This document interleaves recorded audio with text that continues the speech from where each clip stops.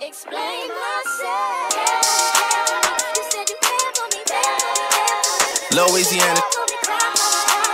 Murder on the beat. Something for y'all. Hi there, welcome back to my channel. So today's video is going to be a military informative video, kind of like not really on a script, so we don't really know what's going to come out. But yeah, I'm here with Sergeant Betts. He's actually here at school at SLC, right? Yep. SLC. Which is in Fort Lee. And why not just link up another YouTuber? He's up and coming, so make sure you guys subscribe to his channel. His link will be down below. But yeah, and then you can do your intro for yours. Hi everyone, and welcome back to my YouTube channel, Living the Betts Life. Leroy Betts, aka Staff Sergeant Betts here, and I am with a very close and near and dear YouTuber friend. So we just linked up. This is Sweets Colour. Yes. All right. SWETTSCOLOUR. Yes. All right. So if you don't know her, the link's going to be down in my channel below here. But obviously she is kind of what gave me the idea to really start my YouTube channel. Her YouTube channel has grown tremendously over the past couple months, and we'll get into that. But I've been watching her since around Thanksgiving. I saw one video and boom, I was instantly hooked. So I've been subscribed. I hit that little bell, and so every time a video comes out, when she goes live, I'm right there. I get a food. Yeah. But yeah, so we don't really have no like set topic we're gonna talk about. It's just kind of like roll. But just a little background about me, since you guys might not know me on his channel. I am a E5, newly promoted, or whatever. But yeah, I'm E5. I got promoted in last month. I've been in for 5 years. I was in reserves for 2, and then I went active duty. I went to Korea, and now I'm at Fort Eustis. And then you can tell a little bit about yourself on my channel. All right. I'm Staff Sergeant Betts, promotable. I am currently at SLC, which is at Fort Lee, Virginia, which is Senior Leaders Course for the Army. So I am in a transition from the NCO ranks of just E5 is junior NCO and E6 is Staff Sergeant. So I'm transitioning from Staff Sergeant to the senior ranks, which is Sergeant First Class. And so it's a good opportunity. I've been in the Army for 11.5 years. I made the promotion list at around about 10 years, well, right at 11 really, when it came out. And that's the gist of it.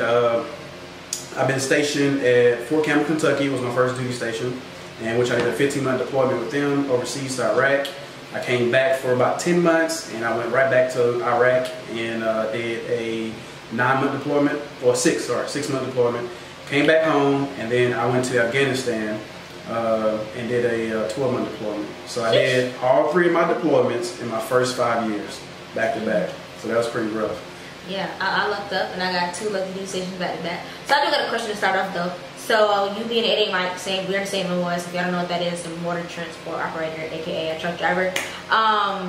So you know it's easy to get promoted in our MOS. So would you suggest me being a newbie E5? I don't have any soldiers under me. Would you suggest me going ahead and going to the promotion board and getting my E6 before I had soldiers? Yes, most definitely. So I'm currently serving as a recruiter right outside of Fort Hood, and we have what's called broadened assignments in the Army. So you have your actual job, which is 88 Mike truck driver, and then drill sergeant, instructor, recruiter are all broadened assignments is part of our career map. And I say that to say this, that when I came in the Army, you know, the promotion system for 88 Mikes was rough. Like, points was high. I made E5 at 672 points. Ooh, 39. And I made E6 at 652 points. The reason being because when I came in the Army needed 80 Mikes. So it was during the surge in 2006.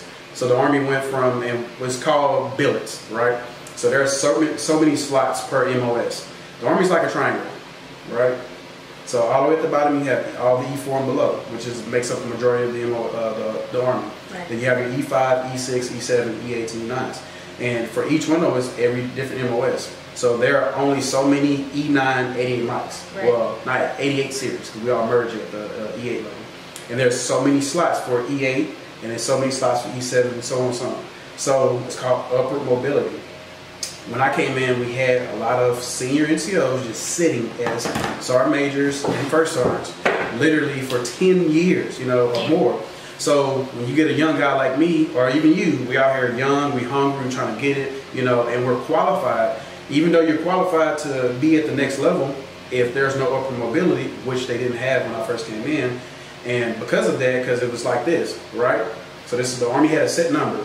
Then all of a sudden, like, hey, well, we got 2 wars going on, so we need more people. Right. So they upped it and they gave out more billets, which means they promoted a lot of people, and those guys just sit there. So that's how the promotion point system works. So if there's a lot of people already in those slots, you know, someone has to either retire, ETS, whatever, in order for that slot to open up. So every month they have the promotion system, and basically right now, when I came in, points was the same, roughly like maybe 80 some points. Because there was a lot of, they needed to promote. Right. And then now they gave out, they were giving out big bonuses, $20,000 when I came in. So yeah, everybody flooding to this woman MOS, but we're all in the same peer group. So now eventually, so when we're ready for E5 and E6, well, the Army has a whole inventory to pull from, and essentially the points have to be at a certain point, because it's like, okay, well, we got 1,000 eligible, but we only need 10. So we only gonna drop it to this and that. So that's why you see the influx of promotion points now, because the Army was downsizing. Now they actually kicked a lot of people out, not kicked them out, but they retired or whatever, high spots. Opened it up, and young guys like me, I'm very blessed and fortunate to be at the position I'm at. You know, I made the list at 10 years and some change, and now I'm getting ready to get promoted at 11 years, which typically in our MOS is kind of unheard of. Like, you really, really have to be fast tracking. I don't know a select few guys in the older generation, for me, that actually made it like that. But typically, as an 88 mic, you're looking at making E7 between 16 and 20 years. But I made it in 11. So my advice to you is, do it. Do it. Like right now. Everyone's telling me I should wait until I get a soldier or something if you want to be a staff sergeant and don't got that much experience. But at the same time, I'm like, at least she get at least promotable status. So if I go to my next unit, then all I gotta do is go to school. But at the same time, I was like, you should wait, blah blah blah. But I'm kind of like, why not? What if I wait and then points jump back up and now I must E5 for 11 years or something like. Exactly, and you got to go with the promotion system. And some people are going to agree with me and some not. But I look at it this way: when you look at your NCR rates you off your performance at that point in time, and then your senior rater is rating you off your potential. You know, so even though you just made E5, but if you're exhibiting the behavior and the leadership skills to be at the staff sergeant level, then yes, that is your potential. Your performance is showing that, and your potential is saying like, hey, we need to go ahead and promote this person. Right. Now, if your leadership is obviously you got an NCR that's saying that, hey, you're performing well, but I think you need more time to, develop as a leader, then that's one thing. But at the end of the day, I'm gonna just put it out I'll put it out like this. Only you will take care of your career the best way possible. You know, because if you leave it in somebody else's hands, you know, and that's why a lot of qualified people will get out at a certain time because they weren't able to get promoted at a certain time or weren't able to move forward. And that's just my experience, because literally I was hustling and busting when I came in. You know, I went to my first board at 2 years and like 8 months, and things happened with the old system. To where even though I went to my first board at 2 years and 8 months, I didn't get my P status until 3 years and 8 months. Oh, wow. I literally I went back to the board every single month because it was stuff happening. My weapon was dirty, like crazy stuff when I went to the board, you know, because I was overseas. But essentially, I felt like, and I'm just being real, there were certain individuals didn't want to see me fast track. Yeah. And they were doing certain things to pull me back. But you know what? Persistence. Every month I showed up to the Soldier of the Month board. I'm like, dude, you're not gonna tell me that I can't get promoted. Like, only me. I'm the only person that can affect my computer. And I went back, kept going, finally got my P status. And then points where it was like 3 something, and I had like 4 something. The next thing you know, boom, skyrocketed. Heck no. So I stayed promotable for about I want to say a year. So I finally picked up my 5 at 5 years, and then I went from E5 to E6 within a year and a half. So I was, like I said, yeah. So like it's possible since I already have 5 years in. So all I need is 6 months time in service. I mean time in grade, and then I can go ahead and go to the board and get a stop for school. But for y'all that are like coming into the military and don't really know what the hell we're talking about, so basically we're trying to talk about how we're getting promoted, being that we already in. So, but a lot of you guys that watch my channel, I don't know, a lot of guys that watch this channel, but for my channel, you guys are just coming or just looking into like talking to a recruiter or something like that. So y'all wouldn't know what we're talking about. So we're gonna shift gears just a little bit and basically talk about kind of stuff you need to know as you're coming in. Y'all know y'all get a lot of advice from my channel, but then we also have a recruiter here.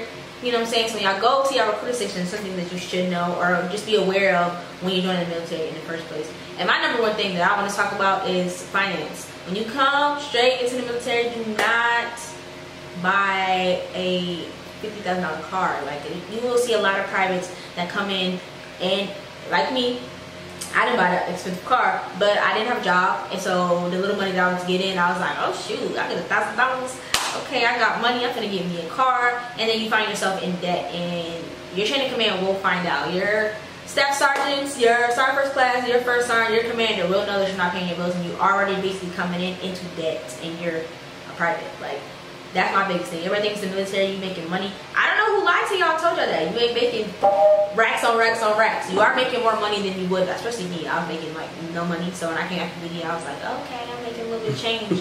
But honestly, once you have a car note, that's $700 and your freaking interest rate is 25. Like, you know, you don't know what you're doing, or at least go with an NCO that's gonna help you out. Because I know a lot of soldiers that were my peers or my, you know, at the time my peers that came in, got a car, and now they're like struggling, don't have a car, not financially stable. Like, I don't know if y'all get this perception of you balling PFCs out here with Mercedes and stuff. Like, no.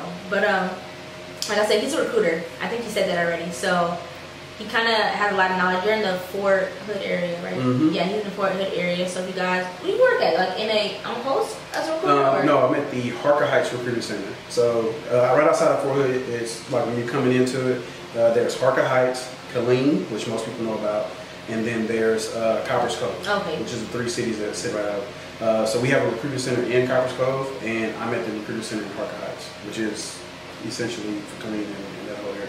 So basically, if y'all were coming in, y'all would have to go talk to a recruiter, and basically you go talk to them, tell them, or try to take a, well, I don't really know the process. When I went in there, my mom kind of forced me to join, so I really wasn't in my right state of mind when I went in there, but I honestly had a good recruiter. 9 out of 10, you gotta just read people, because sometimes they don't have your best interest. Sometimes you come off as an NCO that has their future soldiers' best interests at heart, but some of them don't. They come in and they're like, yeah, I want you to just enlist, and you gotta listen to their needs. So when you talking to somebody, listen to what they're saying or how they're going about things. My recruiter told me, I had a good recruiter, but I had 2. My other recruiter told me, oh, you come in as an 88 Mike. It's like driving an expedition. It's nothing. You can do it. I hadn't had my license. I had just got my license like right before I went. So if they're like brushing off things that you're worried about, pay attention to that. You want a recruiter that's going to listen to what you're saying, help you, motivate you to go, but at the same time not feel like they're kind of like they're forcing you. You want them to really care about why you want to go active in the first place, or why you want to go reserves, or whatever you want to do at the end of the day. Like, make sure your recruiter has your best interests at heart. And I don't know, my recruiter didn't lie to me, but besides the one little small speck of, oh, it's nothing. It's like driving an expedition. You can do it. I didn't have a license, so I went to AIT like, oh shit, like I don't know how to do this. But so being a recruiter, understand that.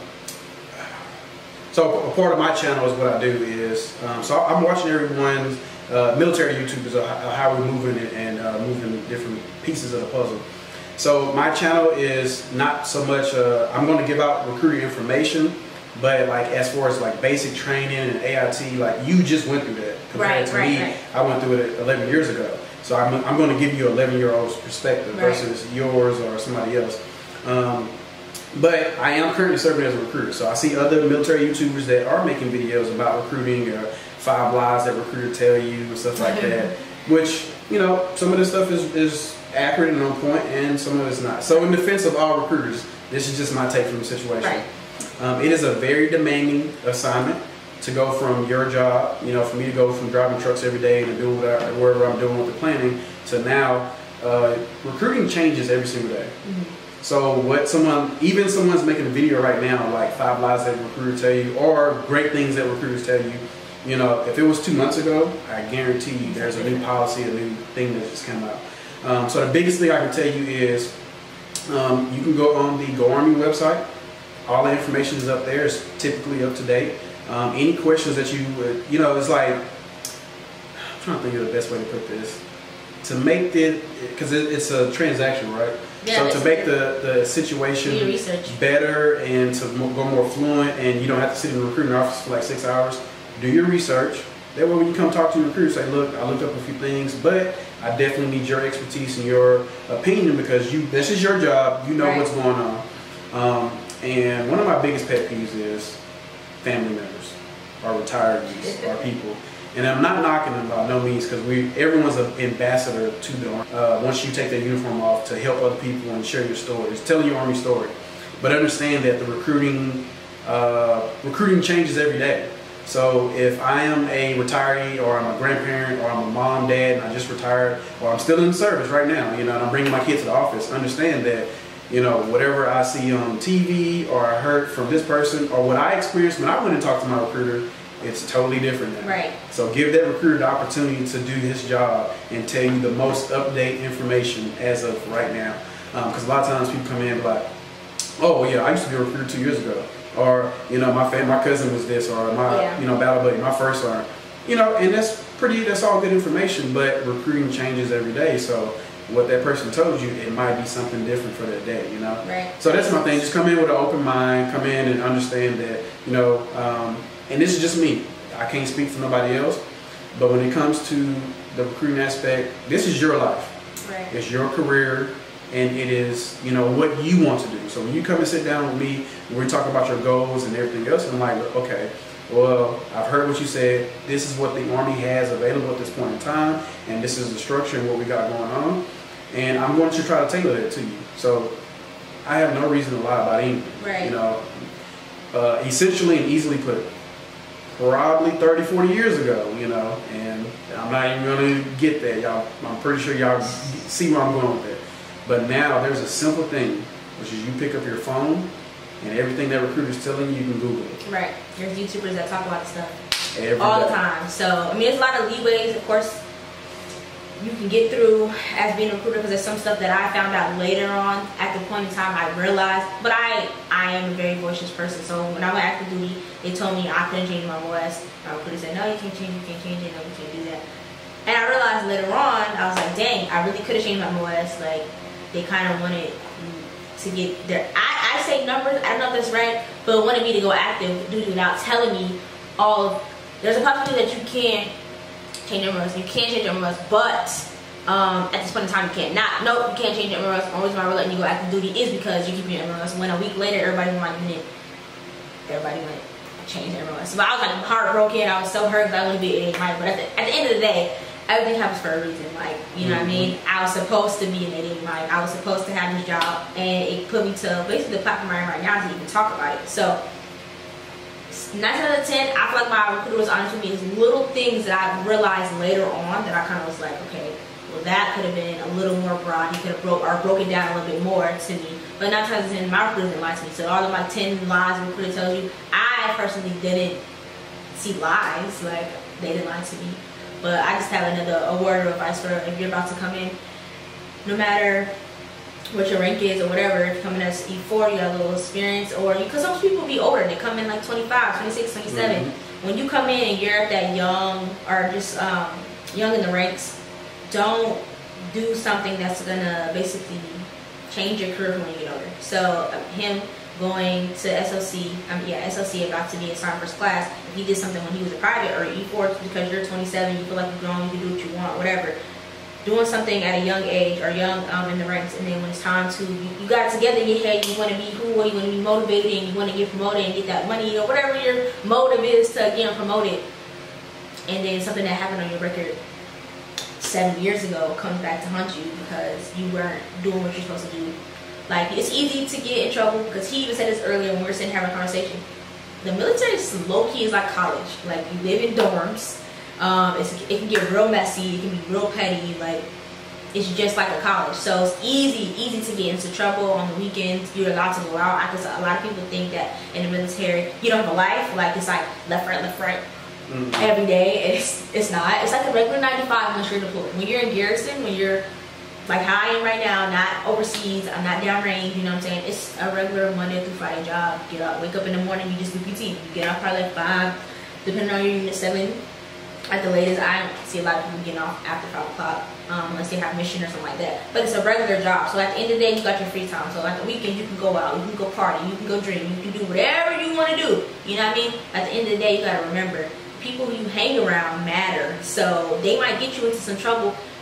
And you were young, and now it's messing you up when you get older. So people always call me scary. I'm like the mom of the berries. I'm the mom of all my friends. I'm the mom of the soldiers. Because I'm like, oh, we shouldn't do that. We shouldn't do this. We shouldn't do that. Because at the end of the day, your career matters. Right now, you might think you might get out. Tomorrow, you might think you might get out 2 years from now. But literally, you know, I'm about to re-enlist for probably 4 more years. And I did not think I was staying in. I thought I was going to get out. What if I would have messed up 2 years in?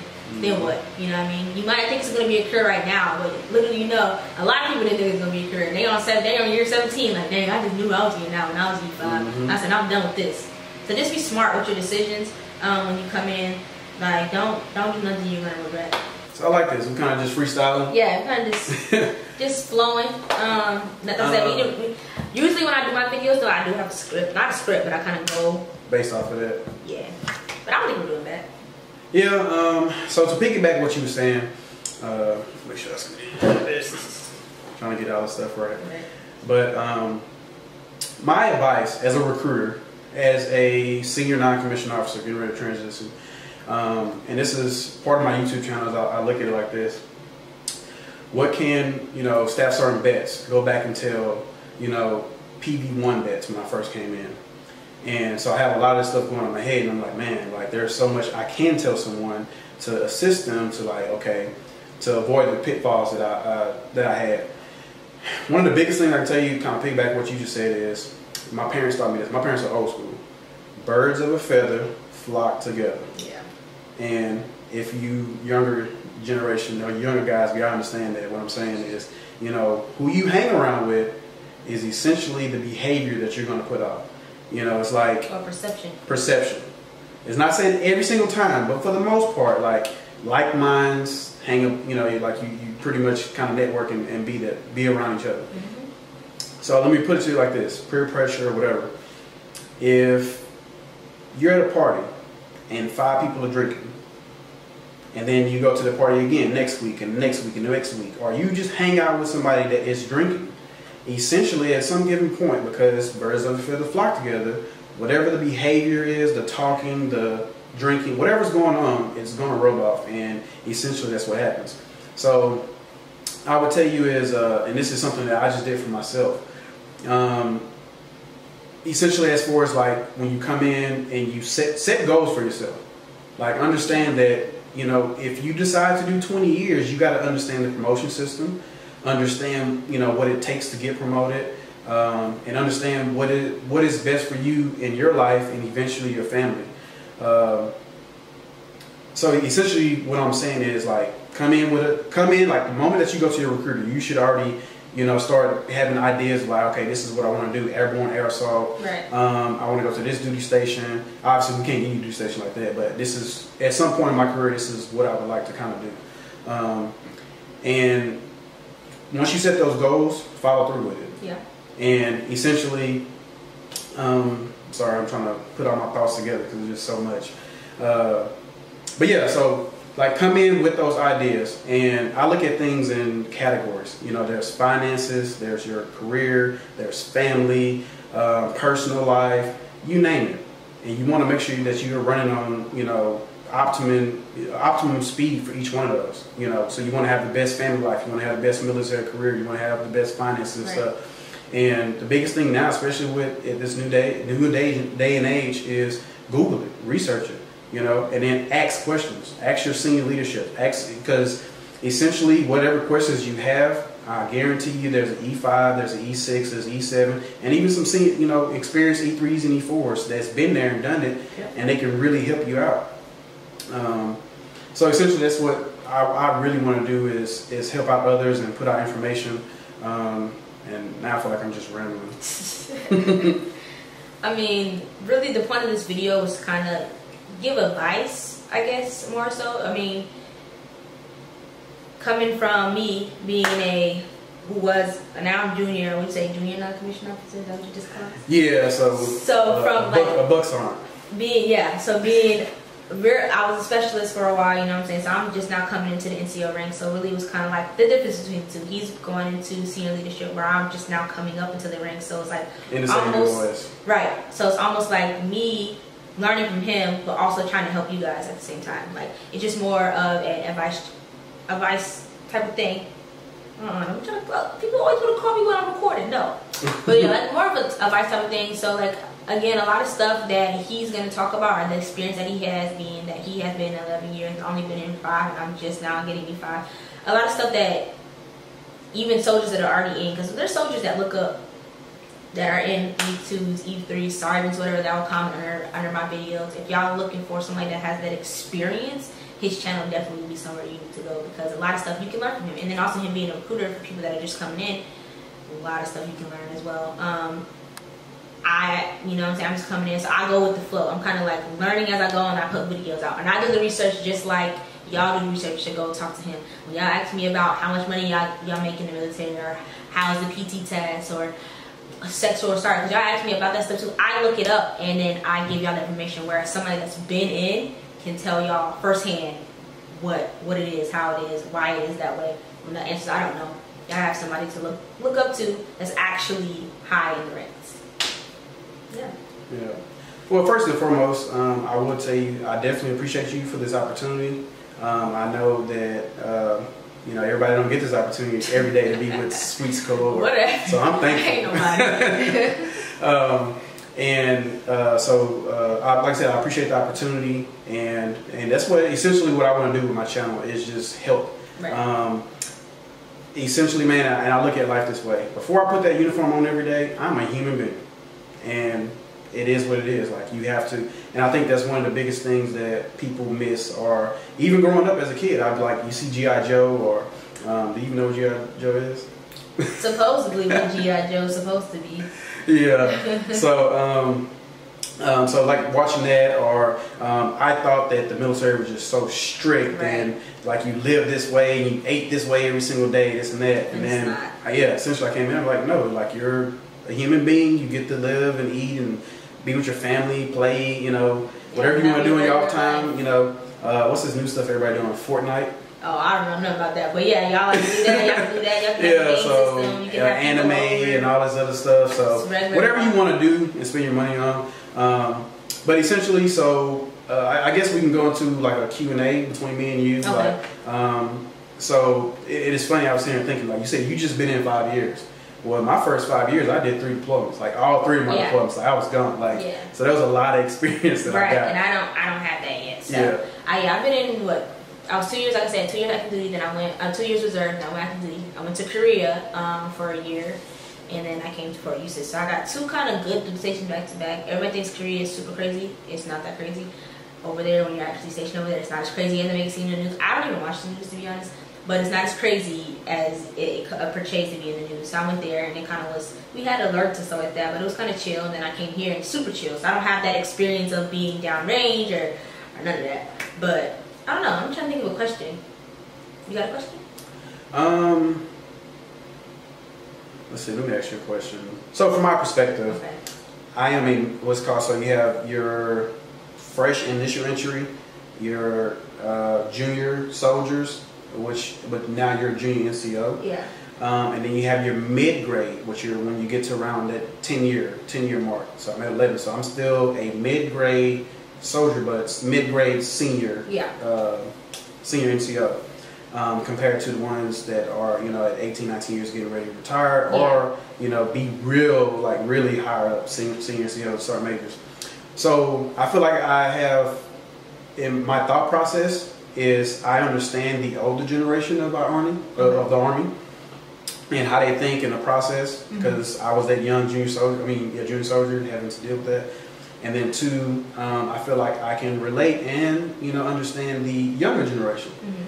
So my question to you at this point is, like, being 23 years old, been in for 5 years, what would you say are some of the biggest disparities between your generation and a EA, well, first sergeant and a sergeant major at 18 to 25 years. Like, if there is something that you can tell them, like, hey, you know what, this would be better quality of life for me, or even bridging the gap between the soldiers that's younger than you that's coming in, what you can tell them in your experience to, like, hey, pitfalls or things that would help you out to live a more comfortable life in the Army. I just think that the older generation of NCOs need to be more open-minded to the fact that the world is changing and everything's not the same. So the younger generation right now, kind of self-centered, kind of like self-absorbed, and they are on technology and stuff like this. So like the stuff that they went through, they're coming in up through the ranks totally different. Like, you know what I said, the new Army this, the new Army that. So it's like being more open-minded to that the world did change from when you got in and the stuff that y'all had to go through. Not that it should be a softer Army, I don't agree with that, but it's just like you just got to understand where they're coming from. Understanding is the key. And I feel like another thing that they can take or grow from is communication. If you cannot communicate with your soldiers or whoever it is, they're not going to listen to you. They're not going to respect you. They're not going to ride for you. They're not going to cover your six for you if you cannot communicate. So some leaders that are, been in a while, they just want to rah, rah, rah, rah, rah. Well, rah-rah doesn't work for everybody. I know, and I'm one of the people it doesn't work for. I need you to talk to me with dignity and respect. Even if I'm doing something incorrectly, I need you to correct me, but not make me feel like belittled, I guess. Mm-hmm. Correct me in a manner that's going to be like, okay, sorry, I understand what you're saying. I'm going to do it right the next time. Or even if it's like a small learning technique, whatever it is, learning how to lift the cap up on the 5-ton or whatever the case may be. It's all about how you deliver the message. So all your soldiers from the higher up to lower, if y'all just talk to everybody with respect, you'll get everything done. Like, all your soldiers are going to see you. They're going to love you. They're going to have your back. But them rah-rah soldiers, them toxic leaders that been in a while and they feel like it should be this way and only this way is right and don't have that open mind to change, then we're not going to submit basically to what you're saying or what you're doing. We're going to be the knuckleheads that just, when you've been basic training, you came from the block. They're going to continue to be that way because they feel like nobody's listening. Nobody listens to me at home, and y'all still not listening to me now. I'm just being told, rah, rah, rah, what to do. I left home because I didn't want to get told what to do. So I think more so just like understanding where they're coming from and trying to talk to them with dignity and respect and not like, I said what I said. Okay, but you got to understand why they're doing what they're doing, what their thought process is. Like, like you said earlier, did they have a father figure or a mother figure in their life? Like, why are they acting the way they're acting? Like, just trying to get into the minds, the hearts and the minds of your soldiers. So I think that's the biggest thing for me is communication. Without communication, your morale, company, everything is gonna fail. And let me chime in if I lose my train of thought. Okay.